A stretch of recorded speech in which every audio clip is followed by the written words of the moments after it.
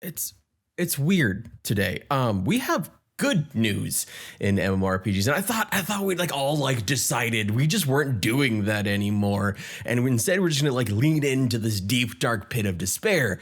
But one of the indie MMOs that I am most excited about, and I know that many of you are also very excited about, just got a lot more funding that's kind of seemingly coming out of nowhere. That MMO, of course, is, if you read the title and saw the thumbnail, Pantheon Rise of the Fallen, which just received a significant influx of funding. The classic little indie MMO that could just scored a 7-figure funding deal to expand the team and add new content to the game, specifically per the Game Rant article, adding more artists, programmers, as well as a dedicated project manager without sacrificing their autonomy by signing with a big publisher. With all the carnage in the genre of late, there is a huge pool of talent to draw from, with plenty of experience and industry knowledge out there. As a fan of Pantheon itself and hopeful for the genre in general, this is awesome news and I cannot wait to see where this goes. If you are unfamiliar with Pantheon, it is a classically inspired MMORPG started by legendary developer Brad McQuaid of EverQuest and Vanguard fame, who sadly passed away during the development of the game. One of multiple unfortunate instances where people working on this game have sadly passed away. The team continued on though, and it counts another legendary developer of EverQuest fame, Steve Clover, in their ranks, among others. It's a game that has been described as straddling a line between classic World of Warcraft and classic EverQuest, not leaning too far in one direction.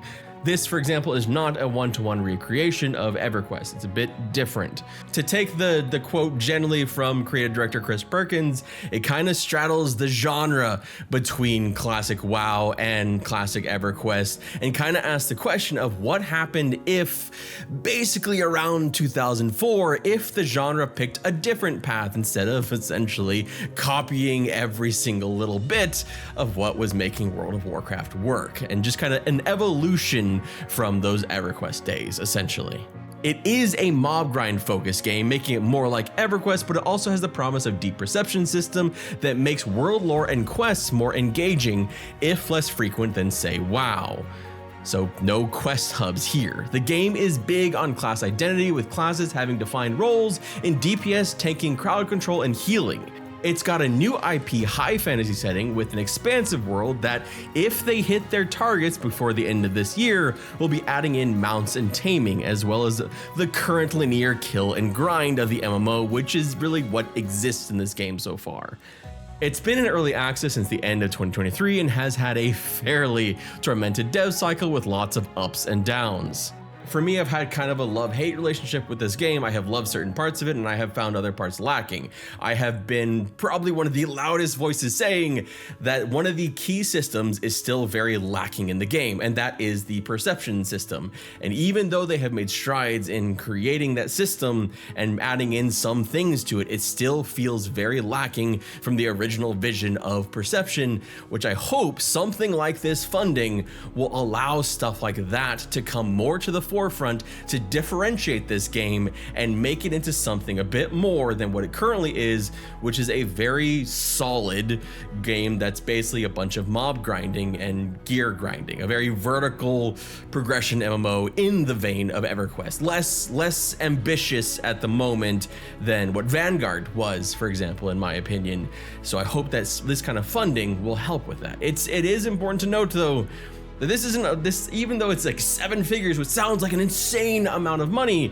I mean, it's an insane amount of money to me, but this is still one of the least funded indie MMOs out there in comparison to some of the other ones. To put some perspective, this MMO has less funding than Camelot Unchained. just to throw that out there. I think Camelot Unchained recently just got like a $15 million investment, for example.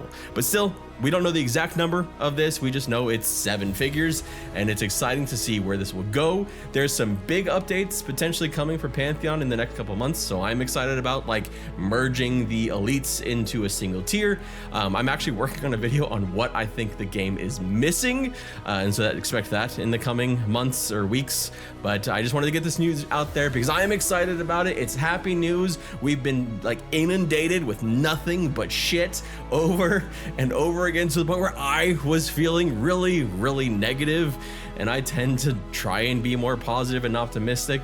But honestly, this plus the RuneScape getting rid of some of their worst pay to win, the 10-day test from Monsters and Memories, there's some good news happening in the space.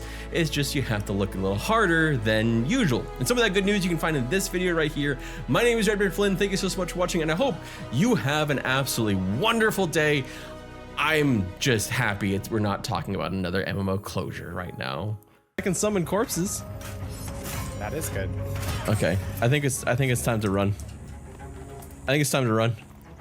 Where did any of it come from? I don't know. Merc gets summoned from the sound of the alarm. Oh, is it like a... Wait. But there's stuff down here. Sure. Shit. Thank you for the run. But there's stuff down here. Like the things in the front of... I died to falling damage. But hit hard. Fuck. Well, that was fun.